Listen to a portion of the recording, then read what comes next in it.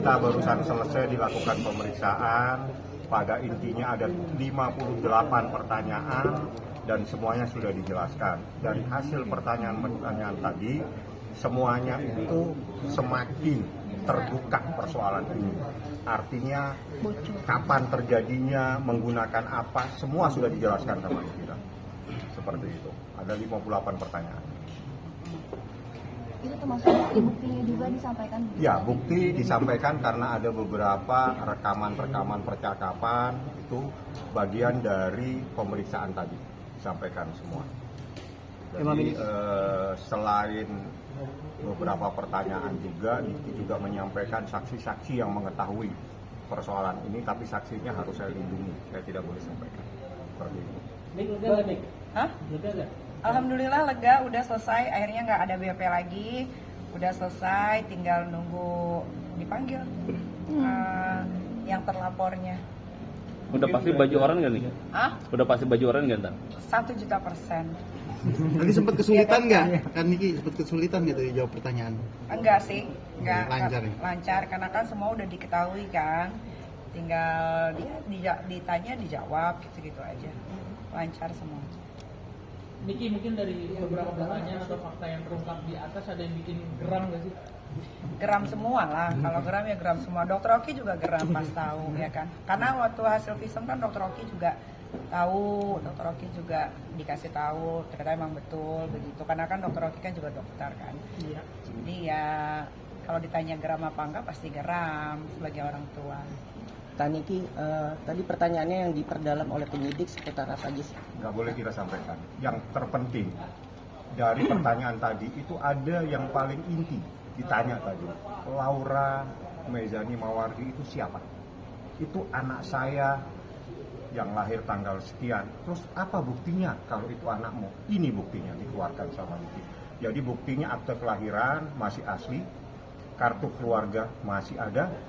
Itu yang membuktikan bahwa Laura itu adalah anaknya Nikita Mirzani, bukan anaknya orang-orang yang teriak-teriak selama ini. Ya, paham? Itu yang paling penting. Kalau itu saya jawab boleh, yang lain saya tidak boleh jawab.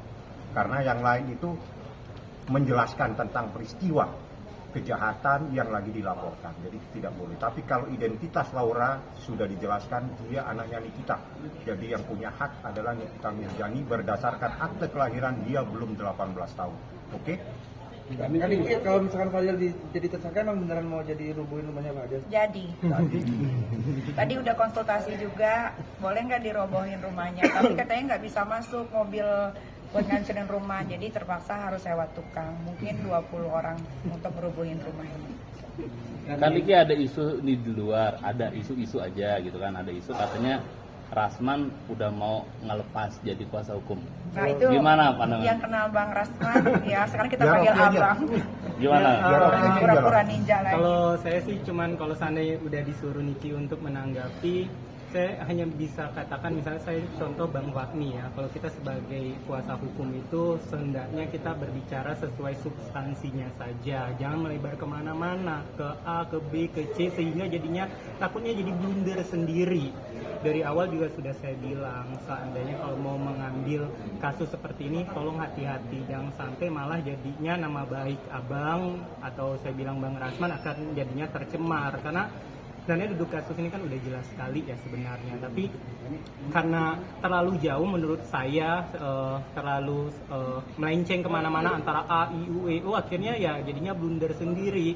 Layaknya kalau menjadi kuasa hukum, misalnya kalau saya lihat Bang Fahmi ya, kalau kalian sebagai wartawan kan kalau kalian tanya A, beliau jawab A, kalau seandainya udah di luar dari substansinya beliau tidak mau menjawab. Maka dari itu pentingnya juga ya strike aja deh ke permasalahan ini. Kalau seandainya nanti beliau udah nggak mau lagi jadi kuasa hukum, karena pernah saya beliau bilang waktu konferensi pers waktu lagi di Zoom bareng dari awal dengan saya dengan Niki, dia bilang kalau seandainya memang ditemukan untuk adanya kebohongan kliennya, dia akan mundur. Nah, saya mau lihat nih apakah mundur atau tidaknya. Tapi kayaknya udah telat ya, udah telat sih kayak gitu. Ini sampai sejauh ini sesuai nggak sih dengan diharapkan? Semua sesuai on the track. Tidak terlalu lama, tidak terlalu cepat. Memang tadi juga ngobrol di atas, polisi berhati-hati dalam menangani kasus ini karena kasus ini bukan kasus yang biasa ya Bang ya. Ini kasus anak di bawah umur, jadi semuanya harus detail. Rumah sakit, orang-orang yang membantu, segala macam itu harus ditanya. Dan alhamdulillah semuanya sudah rampung, tinggal saksi-saksi yang kemarin jadi saksi klarifikasi sekarang di BAP ulang, itu aja. Dan ini kan salah satu kasus dari mungkin sekian banyak yang nggak spektakuler seperti itu. Mungkin bisa ada yang disampaikan gitu. Iya, nah ini juga untuk para ibu-ibu atau orang tua di luar sana, kalau kalian punya anak masih di bawah umur, mendapatkan kasus yang sama seperti saya, jangan ragu, jangan takut untuk segera melaporkan ke kepolisian terdekat di rumah masing-masing, daerah masing-masing gitu. Insya Allah Pak, polisi pasti bakal menindaklanjuti dengan baik. Laura nanti bakal diperiksa juga kan? Iya. Udah siap mendampingi juga kan? Siap. Siap. Pasti. Banyak yang mau dampingin, kok ada Dokter Oki juga sebagai penenang yang kita tahu kan Bapak Beri ya. Ya, ada juga abangku nanti, ada juga aku, ada Bang Fahmi, semuanya udah siap mendampingi. Jadi kapan mungkin akan bertemu secara langsung sama Lolita? Pasti ketemu. Minggu depan pasti ketemu.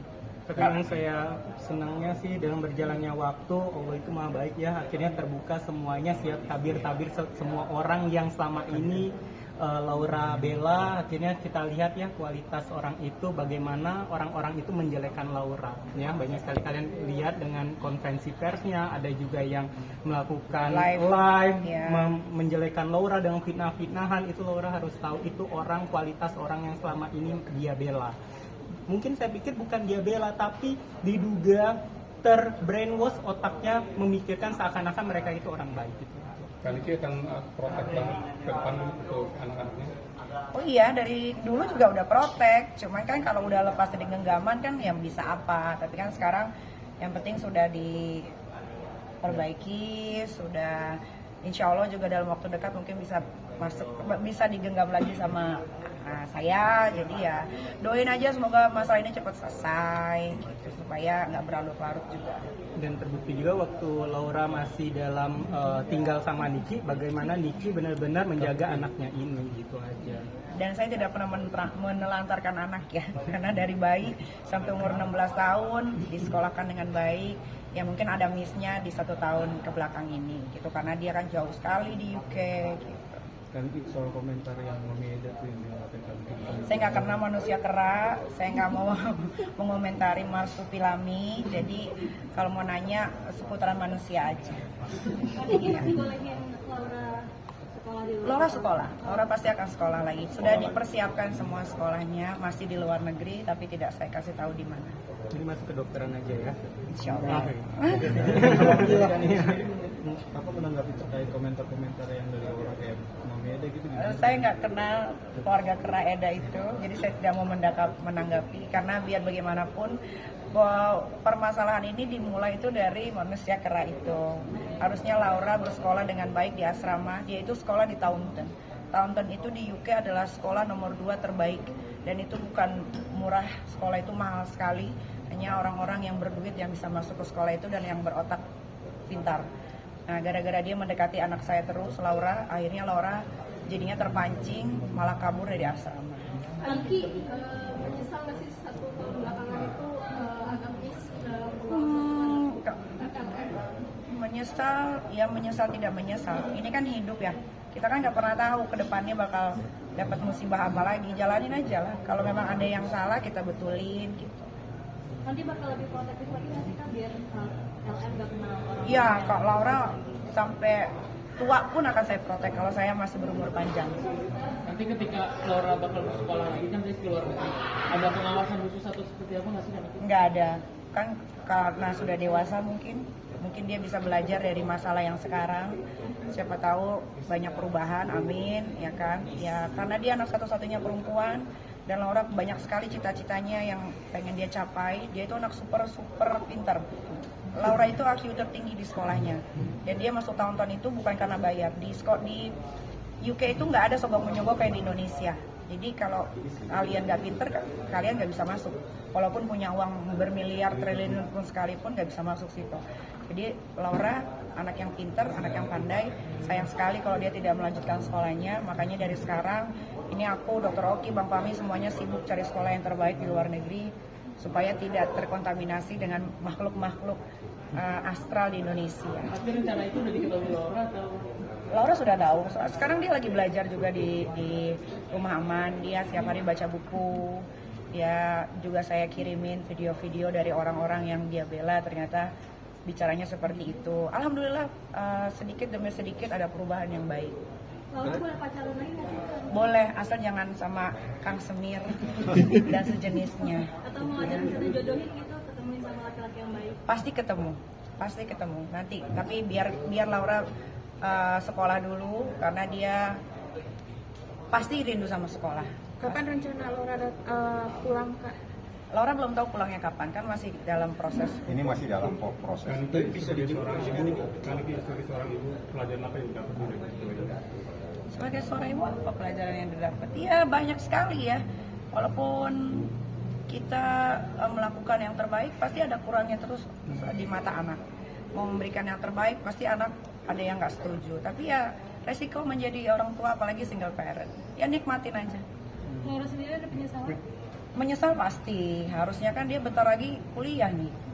Dan Laura pasti kalau kuliah lulus dari tahun dia pasti bisa dapat kampus-kampus yang ternama di dunia. Itu udah dijamin pasti. Cuma gara-gara si Kang Semir ya kan dan keluarga Mas Tupilami akhirnya dia harus menunda pendidikannya, tapi tidak apa-apa. Ya tadi yang balik tadi saya yang tadi saya kasih tahu, Laura anak yang pintar, pasti dia bisa mengejar pelajaran-pelajaran yang tertinggal. Laura sendiri sudah menganggap hubungannya sudah selesai dengan Laura jadi benci sama si Fadel. Dia sadar bahwa kenapa ya? Kok gue kok sama begitu ya gitu. Nah pokoknya kurang lebih. Kamu sudah berbesar hati belum dengan kondisi Laura sekarang? Sudah harus kita harus ikhlas dong. Ya kan waktu kan tidak bisa diputar. Jadi yang sudah terjadi diikhlaskan. Sekarang lagi pengobatan juga supaya jasmani, rohaninya Laura juga sehat. Jadi tetap berlangsung. Laporan atas nama Jalan yang di Polda jalan. Bahkan ini ada temuan baru, kita udah tahu USG-nya di mana. Ya. Udah ya. Sudah keren kan? Oke. Makasih ya. Saya mau dampingi. Bang Edwin ngapain? Oke. Iya lu ngapain lu? Udah ya. Ada perjanjian sendiri nggak sih dari Laura? Nggak ada perjanjian apa? Kayak misalnya aku nggak Jangan ngulangin ngulangi. ini lagi. Enggak lah, dia sudah dewasa lah. Nanti setelah kasus ini selesai, Laura pasti sudah lebih Kan dewasa. habis ini sudah 18 Kak, tahun. tanggapan adik-adiknya seperti apa Kak? Nggak ada tanggapan. Dok, mau kasih beasiswa lagi, Dok? Masih beasiswa katanya. Ya kan mau sekolahin kedokteran, udah dipastikan itu. Tapi tergantung Aminya mau atau enggak sama anaknya mau atau enggak. Kalau anaknya mau, Aminya bolehin, saya pastikan dia. Lu mau, lu udah tua. Masih dokter apa lu? Adik-adiknya nyariin kakaknya nggak? Nyari. Oke, thank you.